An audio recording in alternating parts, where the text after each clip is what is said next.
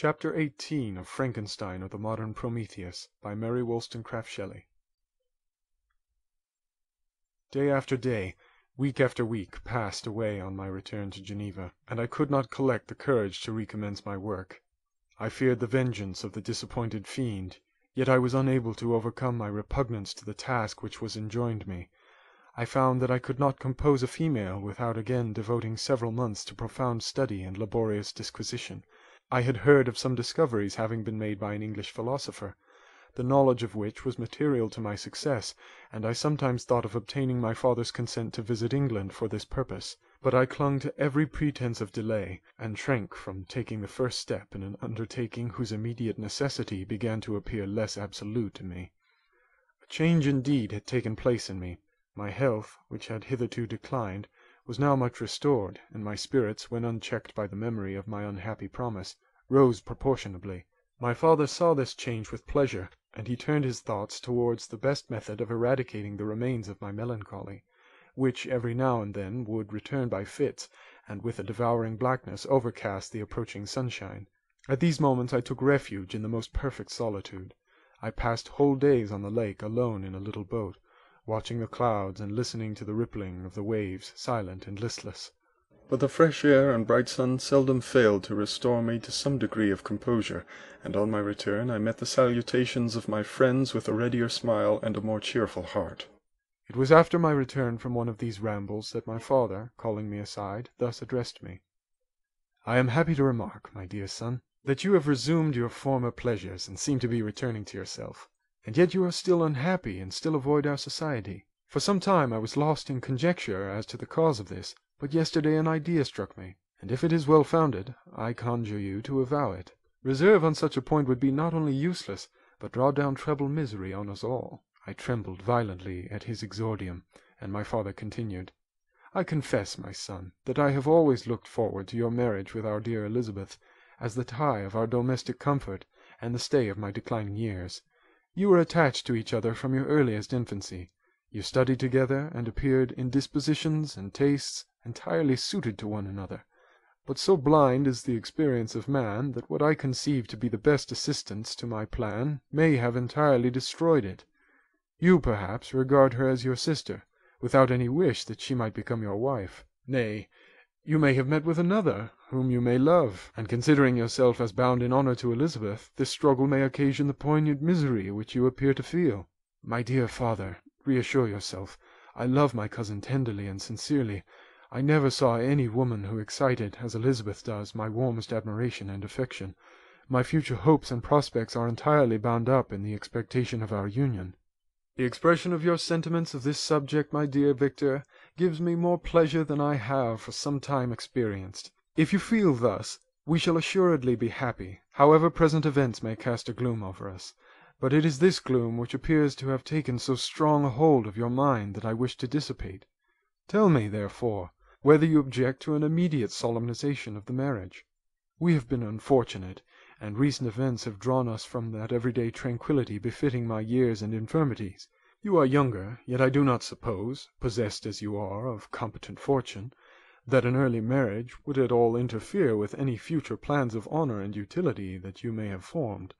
Do not suppose, however, that I wish to dictate happiness to you, or that a delay on your part would cause me any serious uneasiness. Interpret my words with candour, and answer me, I conjure you, with confidence and sincerity." I listened to my father in silence, and remained for some time incapable of offering any reply. I revolved rapidly in my mind a multitude of thoughts and endeavoured to arrive at some conclusion.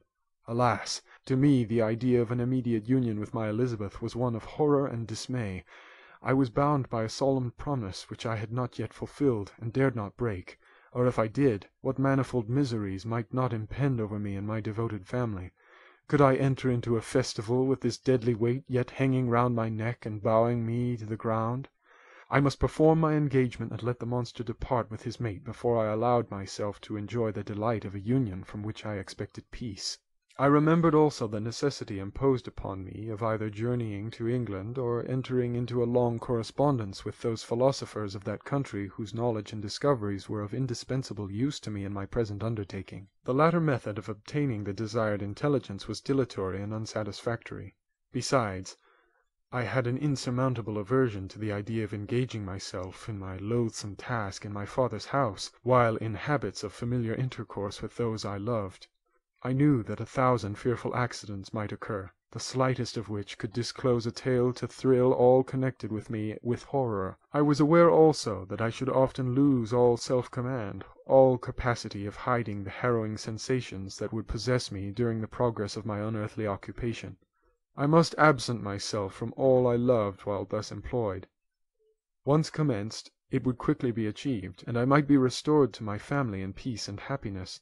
My promise fulfilled, the monster would depart forever, or, so my fond fancy imaged, some accident might meanwhile occur to destroy him and put an end to my slavery forever. These feelings dictated my answer to my father. I expressed a wish to visit England, but concealing the true reasons of this request, I clothed my desires under a guise which excited no suspicion, while I urged my desire with an earnestness that easily induced my father to comply. After so long a period of an absorbing melancholy that resembled madness in its intensity and effects, he was glad to find that I was capable in taking pleasure in the idea of such a journey, and he hoped that change of scene and varied amusement would, before my return, have restored me entirely to myself. The duration of my absence was left to my own choice. A few months, or at most a year, was the period contemplated. One paternal kind precaution he had taken to ensure my having a companion. Without previously communicating with me, he had, in concert with Elizabeth, arranged that Clerval should join me at Strasbourg. This interfered with the solitude I coveted for the prosecution of my task, yet at the commencement of my journey the presence of my friend could in no way be an impediment, and truly I rejoiced that thus I should be saved many hours of lonely, maddening reflection. Nay, Henry might stand between me and the intrusion of my foe. If I were alone, would he not at times force his abhorred presence on me to remind me of my task or to contemplate its progress? To England, therefore, I was bound, and it was understood that my union with Elizabeth should take place immediately on my return. My father's age rendered him extremely averse to delay. For myself, there was one reward I promised myself from my detested toils, one consolation for my unparalleled sufferings. It was the prospect of that day when, enfranchised from my miserable slavery, I might claim Elizabeth and forget the past in my union with her. I now made arrangements for my journey, but one feeling haunted me which filled me with fear and agitation.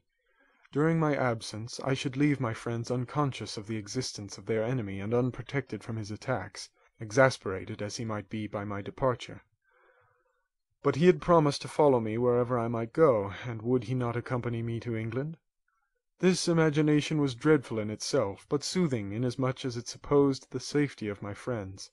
I was agonized with the idea of the possibility that the reverse of this might happen, but through the whole period during which I was the slave of my creature I allowed myself to be governed by the impulses of the moment, and my present sensations strongly intimated that the fiend would follow me and exempt my family from the danger of his machinations. It was in the latter end of September that I again quitted my native country. My journey had been my own suggestion, and Elizabeth therefore acquiesced, but she was filled with disquiet at the idea of my suffering, away from her, the inroads of misery and grief. It had been her care which provided me a companion in Clerval, and yet a man is blind to 1,000 minute circumstances which call forth a woman's sedulous attention. She longed to bid me hasten my return. 1,000 conflicting emotions rendered her mute as she bade me a tearful silent farewell. I threw myself into the carriage that was to convey me away, hardly knowing whither I was going, and careless of what was passing around. I remembered only, and it was with a bitter anguish that I reflected on it, to order that my chemical instruments should be packed to go with me. Filled with dreary imaginations, I passed through many beautiful and majestic scenes, but my eyes were fixed and unobserving. I could only think of the bourne of my travels, and the work which was to occupy me whilst they endured. After some days spent in listless indolence, during which I traversed many leagues, I arrived at Strasbourg, where I waited 2 days for Clerval. He came. Alas, how great was the contrast between us! He was alive to every new scene, joyful when he saw the beauties of the setting sun, and more happy when he beheld it rise and recommence a new day. He pointed out to me the shifting colours of the landscape and the appearance of the sky. "This is what it is to live," he cried. "How I enjoy existence! But you, my dear Frankenstein, wherefore are you desponding and sorrowful?" In truth, I was occupied by gloomy thoughts, and neither saw the descent of the evening star nor the golden sunrise reflected in the Rhine. And you, my friend, would be far more amused with the journey of Clerval, who observed the scenery with an eye of feeling and delight, than in listening to my reflections. I, a miserable wretch, haunted by a curse that shut up every avenue to enjoyment. We had agreed to descend the Rhine in a boat from Strasbourg to Rotterdam, whence we might take shipping for London. During this voyage we passed many willowy islands and saw several beautiful towns. We stayed a day at Mannheim, and on the 5th from our departure from Strasbourg arrived at Mainz. The course of the Rhine below Mainz becomes much more picturesque. The river descends rapidly and winds between hills, not high, but steep, and of beautiful forms. We saw many ruined castles standing on the edges of precipices, surrounded by black woods, high and inaccessible. This part of the Rhine, indeed, presents a singularly variegated landscape. In one spot you view rugged hills, ruined castles overlooking tremendous precipices, with the dark Rhine rushing beneath, and on the sudden turn of a promontory, flourishing vineyards with green sloping banks and a meandering river and populous towns occupy the scene. We travelled at the time of the vintage, and heard the song of the labourers as we glided down the stream. Even I, depressed in mind, and my spirits continually agitated by gloomy feelings, even I was pleased. I lay at the bottom of the boat, and as I gazed on the cloudless blue sky, I seemed to drink in a tranquillity to which I had long been a stranger. And if these were my sensations, who can describe those of Henry? He felt as if he had been transported to fairyland, and enjoyed a happiness seldom tasted by man. "I have seen," he said, "the most beautiful scenes of my own country. I have visited the lakes of Lucerne and Uri, where the snowy mountains descend almost perpendicularly to the water, casting black and impenetrable shades, which would cause a gloomy and mournful appearance, were it not for the most verdant islands that belie the eye by their gay appearance. I have seen this lake agitated by a tempest, when the wind tore up whirlwinds of water and gave you an idea of what the waterspout must be on the great ocean, and the waves dash with fury the base of the mountain, where the priest and his mistress were overwhelmed by an avalanche, and where their dying voices are still said to be heard amid the pauses of the nightly wind. I have seen the mountains of La Valais and the Pays de Vaud. But this country, Victor, pleases me more than all those wonders. The mountains of Switzerland are more majestic and strange, but there is a charm in the banks of this divine river that I never before saw equalled. Look at that castle which overhangs yon precipice, and that also on the island, almost concealed amongst the foliage of those lovely trees. And now that group of labourers coming from among their vines, and that village half hid in the recess of the mountain. Oh, surely the spirit that inhabits and guards this place has a soul more in harmony with man than those who pile the glacier or retire to the inaccessible peaks of the mountains of our own country. Clerval, beloved friend, even now it delights me to record your words and to dwell on the praise of which you are so eminently deserving. He was a being formed in the very poetry of nature.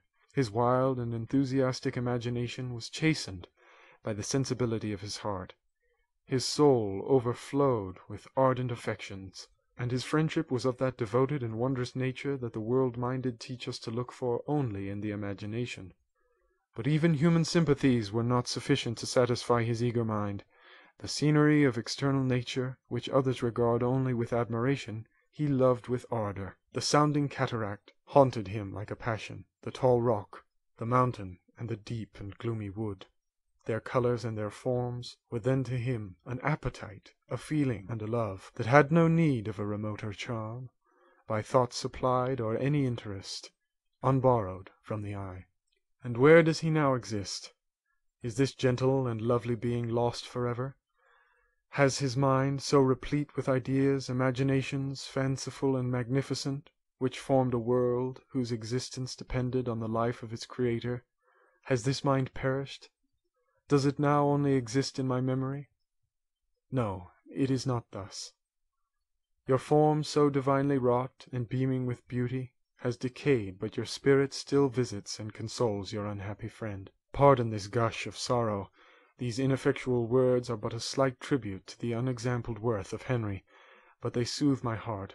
Overflowing with the anguish which his remembrance creates, I will proceed with my tale. Beyond Cologne we descended to the plains of Holland, and we resolved to post the remainder of our way, for the wind was contrary, and the stream of the river was too gentle to aid us. Our journey here lost the interest arising from beautiful scenery, but we arrived in a few days at Rotterdam, whence we proceeded by sea to England. It was on a clear morning, in the latter days of December, that I first saw the white cliffs of Britain. The banks of the Thames presented a new scene. They were flat but fertile, and almost every town was marked by the remembrance of some story. We saw Tilbury Fort, and remembered the Spanish Armada, Gravesend, Woolwich, and Greenwich, places which I had heard of even in my country.